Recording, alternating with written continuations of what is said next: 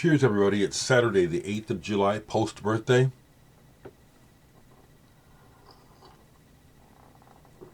Thank you very much, people. Thank you very much. Between all the social platforms and messages and stuff, I probably got at least 1,000, if not more, happy birthdays yesterday. Thank you, people. At one point, it was even a little bit overwhelming. But you get what you give, you really do, That's why when negative things happen and there's not a direct link to something that I can identify in my life, makes me wonder, because you get what you give, and I receive a lot of love. I really do, from all over the world. I'm also, again, always touched by how many musicians and artists and actors who, some of them I've never met. And then some I have, and I'm surprised, oh, really, you remember me? For example, getting a happy birthday message from Edward Caspell from the legendary Pink Dots. I met him back in the 90s, and at the time he was pretty high on LSD. Apparently I made a impression, we hung out after the show. I hung out with him and his current girlfriend at the time.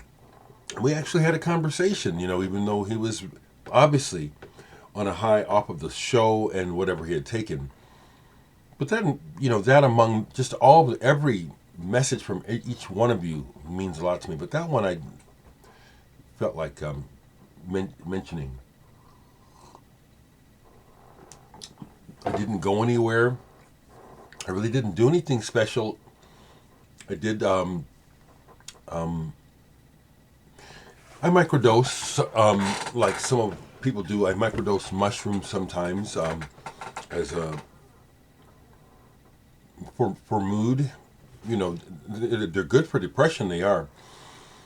So I did a slightly larger amount yesterday and had a nice day of just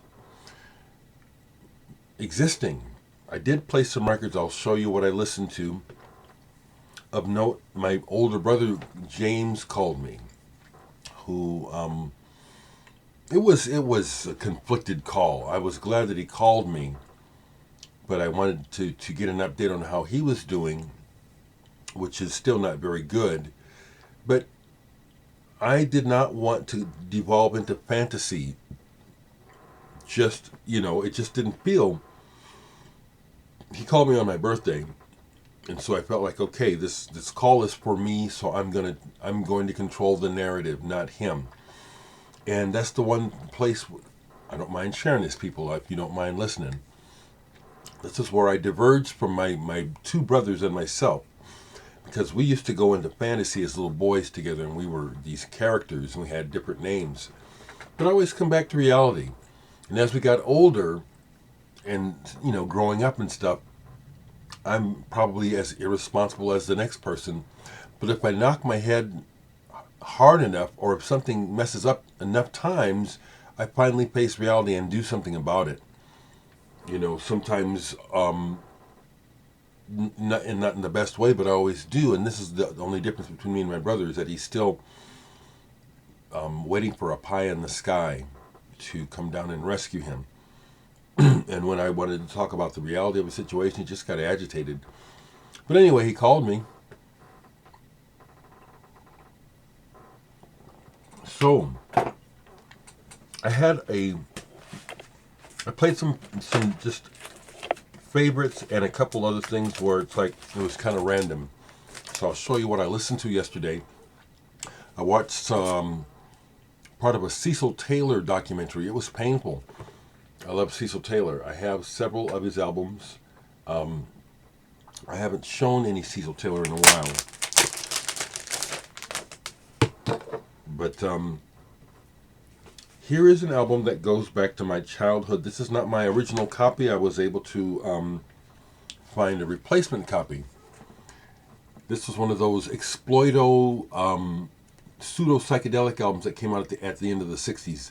The Tingling Mother's Circus, a circus of the mind. Of note, great session guitarist Elliot Randall arranged this album and played guitar on it. And so the music quality of this is very high. But it's a faceless band, and it's really not... It's sort of psychedelic, but it's a piss take too in a way. But this has one of my favorite songs from childhood, and I had a moment where I about lost it with emotion yesterday, listening to this song called Happy Bubble. This album came out in 1967. I probably got my copy in 1968. But there's a song on here called Happy Bubble. I would play it for you if I could. It's kind of treacly, and it's sappy, but as I listened to it at 68 years old, realizing how this song, what it meant to me as a boy, the words, I got to just share, because it says, I'm just a happy bubble, floating high above my troubles. Nobody can stick a pin in me because I'm free. Those words meant a lot to me as a kid. It was an escape. It was a musical escape. I love the music too because it fits it. It's and the words are semi-psychedelic, talking about like a dandelion puff I dance on the wind. I left the other bubbles to go where they've never been. Only dreamers find their way where mountains touch the sky. These words and this music when I was a kid, this was a song that, among others, would just really help me, here in racist, backwards, hillbilly-ass, black people hating Omaha, especially back then. Well, it's back on the surface now how bad it is, racism. This yesterday I choked back tears because of the rush of feelings and acknowledgement of just, how this music, why it is so important to me, and why that was a real cool experience. Kind of unexpected. I was doing something and it popped in my head to play the song. I don't know exactly what prompted it.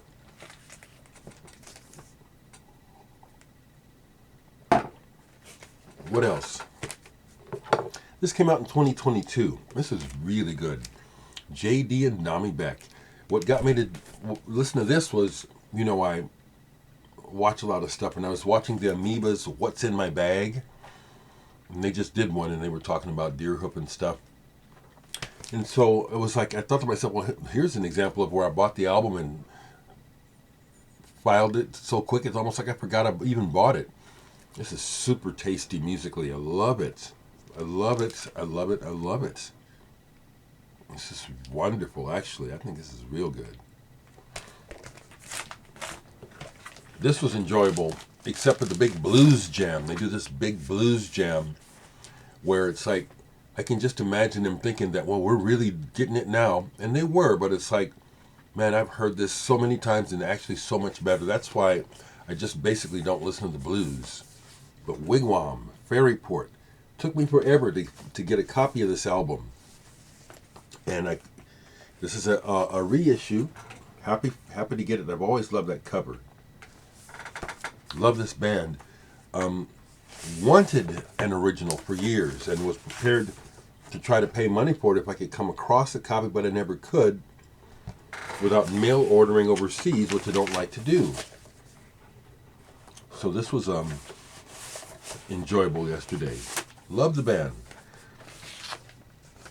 Over the years, I've gotten my knowledge about the band straight because I thought, I get information, I get it mixed up. Pardon me. Here's one of those bands like Peter Gabriel, who I used to play all the time, that I don't play anymore. but I love them.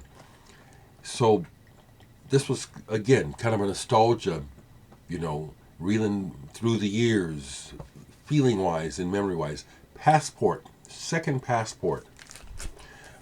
I first got this when an American amalgamation of this came out called Passport, which was songs from their first two albums released in America. And this is the original German. And the song that they could have put this out in America. I always disliked how products were redesigned for America when they were so much cooler in their original form in different places overseas. Wonderful album, and this was a still great music. Still enjoy it, and I didn't find out until just a few years ago that my uncle Johnny Griffin played with.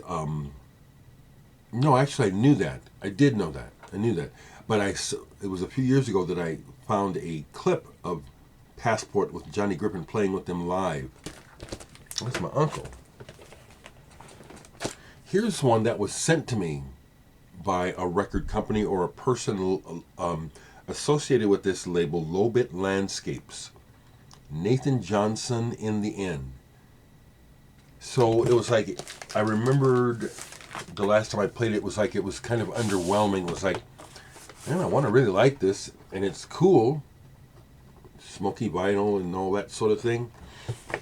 But this is static. This is the sort of thing where if I did this, I wouldn't be satisfied with it because it's not doing enough.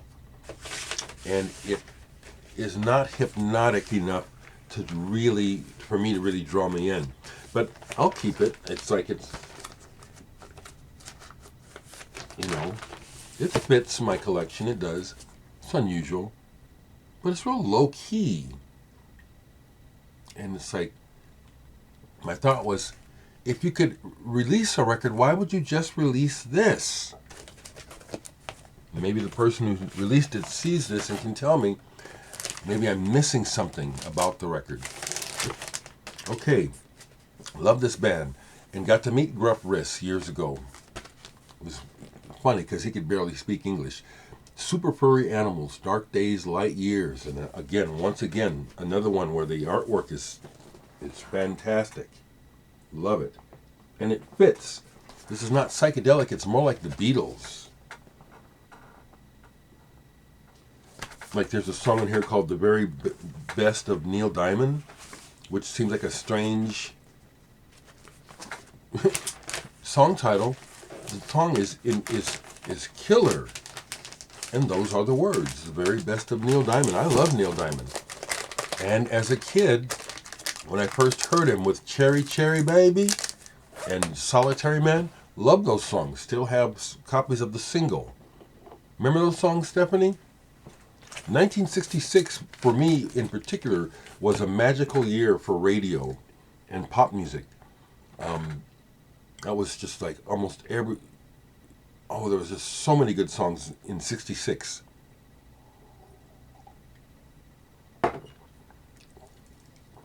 Played this. This is awesome. A Symphony of Amaranths by Neil Ardley, a reissue of it, but a blending of jazz, prog, and spoken word. Ivor Cutler, I'm pretty sure. That's who I hear talking on here. This is awesome. And, I just really got into it. Norma Winstone sings on this. Really enjoyed this. It's dedicated to Gil Evans and Duke Ellington. This is really good. A Wah Wah reissue. Wah Wah is a Spanish label. They put out some really cool stuff. They do a real good job. I think that's it.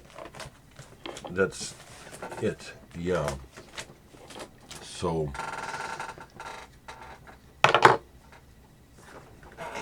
something else sitting here was, I had been looking, I was looking through pictures for another reason, but wondered if I still had the actual picture of me and Rob Dickinson of Catherine Wheel backstage in the green room here in Omaha at a place called the Ranch Bowl that's long gone. It was a wonderful moment to hang out with Rob. And he basically told me about the band breaking up. That this is basically it. So, thanks, folks. Thank you so much for everything. And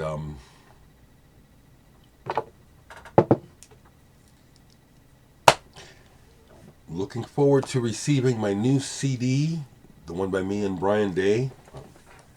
Also looking forward to hopefully receiving the actual vinyl records of the RAF album next week. We can get all that stuff going. Okay, folks, have a great weekend.